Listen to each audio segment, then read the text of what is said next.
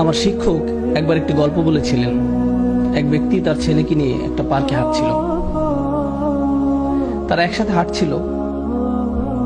ছেলেটি গাছের উপর একটা কাক দেখে বলল, বাবা এটা কি, এটা কি? বাচ্চার বয়স ছিল 2 বছর। বাবা বললো, এটা একটা কাক। ছেলে আবার বলল, বাবা এটা কি? বাবা আবার উত্তর দিল, এটা একটা কাক। আচ্ছা ঠিক আছে, বাবা এটা কি? বাবা বললো, এটা একটা কাক। ও কাক, এটা কি? এটা একটা কাক। এভাবে 10 মিনিট ছেলেটি বাবাকে প্রশ্ন করে গেল। বাবা 30 বার উত্তর দিলেন। তিনি একটা ছোট ডায়েরিতে লিখে রাখলেন, আমার ছেলে আজ পার্কে হাঁটার সময় একটি কাককে নিয়ে 30 বার প্রশ্ন করেছে, যেটা ছিল পৃথিবীর সবচেয়ে সুন্দর জিনিস। 30 বছর পর, ছেলের বয়স এখন 2 বছর না, তার বয়স 32 বছর। বাবা ছেলেকে ফোন করলো, আমি কি তোমার কাছে আসতে পারি? ছেলে উত্তর দিল, বাবা এটা ঠিক দেখা করার সময় না। বাবা বললেন, আমাকে কিছুক্ষণ সময় দাও, আমার 10 থেকে 15 মিনিট দরকার, শুধু এইটুকু সময় হলেই চলবে। চলো গাড়িতে করে বের হই, তোমার সাথে কিছু ব্যাপারে কথা আছে। ছেলে বেশ বিরক্ত হয়ে, ঠিক আছে। বাবা আসলেন এবং গাড়িতে উঠে ছেলেকে নিয়ে পার্কে গেলেন। ছেলে মহা বিরক্ত হয়ে বলল, এসব কি বাবা? আপনি কি খুব দ্রুত বলতে পারবেন? আমার কাজ আছে। বাবা বললেন, শুধু আমার সাথে হাঁটো। তারা হাঁটছিল এবং গাছের উপর একটি কাক দেখতে পেল। বাবা বললেন, বৎস এটা কি? তুমি কি সত্যিই জানতে চাও এটা কি? এটা একটা কাক। ও বৎস এটা কি? ছেলে এবার প্রচন্ড রেগে গেল। এটা কি একটা খেলা? আমার কাজ আছে, ঠিক আছে? এটা একটা কাক, আপনি কি দেখতে পাচ্ছেন না? আমি গত মাসেও আপনাকে নতুন চশমা এনে দিয়েছি। আমার সাথে এমন কেন হচ্ছে? বাবা আপনি কেন এত জটিল? আমি বুঝতে পারছি না সমস্যাটা কোথায়। জাস্ট বলেন কি বলতে চান। আমি ব্যস্ত আছি, ঠিক আছে? বাবা তার ডায়েরির পাতা খুলে বলল, বৎস ঠিক এরকম একটা ঘটনা 30 বছর আগে ঘটেছিল। আমরা এই পার্কে হাঁটছিলাম, তুমি একটি কাক দেখেছিলে। তুমি 30 বার আমাকে এটা সম্পর্কে জিজ্ঞেস করেছিলে। আমি প্রতিবার হেসে উত্তর দিয়েছিলাম, আর এখন তুমি দ্বিতীয়বারও উত্তর দিতে পারছো না। আমরা আমাদের পিতামাতাকে কি দিচ্ছি? মূল বিষয় হলো, আল্লাহ প্রথমে নিজের কথা উল্লেখ করেছেন, তারপর পিতামাতার কথা উল্লেখ করেছেন। তোমরা নিজেরাই চিন্তা করো, তারা তোমাদের জন্য কি করেছেন এবং তোমরা তাদের জন্য কি করছো। এমন অনেক পিতামাতা আছেন, যখন তাদের সন্তান আইসিইউতে থাকে, তারা ছোট্ট গ্লাস বক্সের দিকে তাকিয়ে দাঁড়িয়ে থাকেন, যার ভিতরে শিশুটি আছে। দিন রাত 24 ঘন্টা হাসপাতালে শুধু দাঁড়িয়েই থাকেন, কখনো বসেন না, শুধু দাঁড়িয়ে থাকেন। ভেন্ডিং মেশিনের খাবার দিয়ে তাদের জীবন চলছে।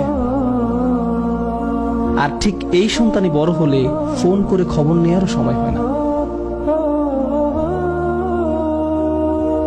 কত মা তার সন্তান ভূমিষ্ঠ করতে মৃত্যুর কাছাকাছি চলে যায়, আর এখন তার ফোনের উত্তর দেওয়া অনেক কঠিন হয়ে পড়েছে। আর এখন তাকে কি দিচ্ছেন? সারাদিন 2 মিনিটের মতো সময়। তাকে কিছুটা গুরুত্বপূর্ণ ভাবতে দিন। এটা কতটা অন্যায্য যে আপনি তাদের নিকট ছিলেন সবচেয়ে গুরুত্বপূর্ণ, আর এখন তারা আপনার কাছে গুরুত্বহীন। এটা কতটা ন্যায় বিরুদ্ধ। তারা এই যন্ত্রণা প্রতিদিন বয়ে বেড়ায় যে আমি আমার সন্তানের কাছে কিছুই না, আমি তাদের কাছে কিছুই না, আমি তাদের কাছে মূল্যহীন, আমার জন্য তাদের হাতে কোনো সময় নেই। কোনো কিছু আপনার কাছে মূল্যবান মনে হলে তাতে আপনি সময় দান করেন।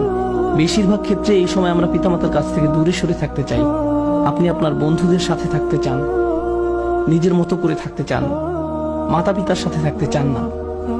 এই বদ অভ্যাসটা আপনিই বাড়তে দিয়েছেন, আর সময়ের পরিক্রমায় এটা আরো খারাপ হতে থাকবে।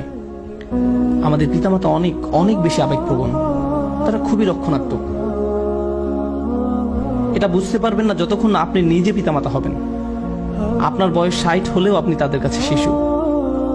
তারা এখনো স্মরণ করতে পারে আপনার ময়লা ন্যাপকিন পরিষ্কার করার কথা, আপনাকে দুধ খাওয়ানোর কথা, কিভাবে ঢেকুর তুলেছেন, পিছনের সিটে বসানোর পর কিভাবে আপনাকে পরিষ্কার করেছে, খাইয়েছে। আপনি স্মরণ করতে পারেন না, কিন্তু তারা পারে। আমার সন্তান এটি মনে রাখবে না। গাড়িতে বসা অবস্থায় আব্বু টয়লেটে যাবো, টয়লেটে যাবো, টয়লেটে যাবো, হঠাৎ করে সে চুপ হয়ে যায়। আমি বললাম, জানালা নামিয়ে দেয়, এখনই সময়।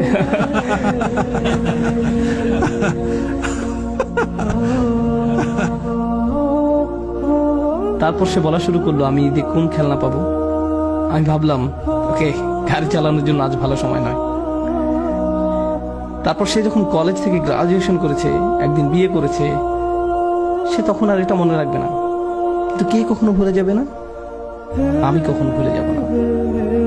আমি ভুলবো না তাকে কিভাবে বাথরুমে নিয়েছি, তাকে পরিষ্কার করেছি, জামা পরিয়েছি। সে বলেছিল, আব্বা এই স্পাইডারম্যান পোশাকটা পরিয়ে দিন। আমার সন্তানের কিছুই মনে রাখবে না, আমি রাখবো, আমি মনে রাখবো। এই একই শিশু যখন পিতাকে একদিন বলে, বাবা আমি ঠিক তোমাকে বুঝতে পারি না, আমার হাতে একদম সময় নেই, এটা আসলেই তাকে দুঃখ দেয়, এটা আসলেই তাকে দুঃখ দেয়। ঠিক এই আচরণটাই আমি আপনি আমাদের পিতামাতার সাথে করে থাকি। তারা ছিল আমাদের জীবন, আমাদের জন্য তারা তাদের জীবন দিয়েছেন, তাদের ক্যারিয়ার বিসর্জন দিয়েছেন, তাদের ছুটি, তাদের বন্ধু বান্ধবদের সঙ্গ ত্যাগ করেছেন। আপনি জানেন সেটা? আমি এটা এখন জানি, আমি তখন জানতাম না। আপনি আসার আগ পর্যন্ত তাদের জীবনের এক ধরনের পরিকল্পনা করা ছিল, আর আপনি আসার পর আপনি হয়েছেন তাদের পরিকল্পনা, আপনিই তাদের সবকিছু। এখন একটা কিছু আপনার মন মতো না হলেই আপনি রাগান্বিত হয়ে পড়েন, কিছুই শুনতে চান না, তাদের সাথে রেগে কথা বলেন। আমরা এখানে এই মুহূর্তে ইসলাম নিয়ে আলোচনা করছি না, আমরা শালীনতার কথা বলছি। তারা আপনার জন্য কি করেছে আর আপনি তাদের কি ফিরিয়ে দিচ্ছেন, এটা খুবই অন্যায়, এটা খুবই অসমীচীন। আমার বাবা এত বিরক্তিকর, আমার মা এই, তারা সবসময় রাগী, তারা কখনো সুখী নয়, তারা এই তারা সেই। কিন্তু আপনি কি, আপনার অবস্থা কি? আমি আপনাদেরকে বলছি, আমি সব সময় এটা বলার সুযোগ পাই না। যদি আপনি আপনার বাবা মার দোয়া না পান, আপনার জীবনে কোনো কিছুই ভালো হবে না, আপনার জীবনের কোনো কিছুই ভালো হবে না। যদি তারা আপনার কাছ থেকে সুখী না হয়, তাদের সুখী করার জন্য আপনাকে সব করতে হবে।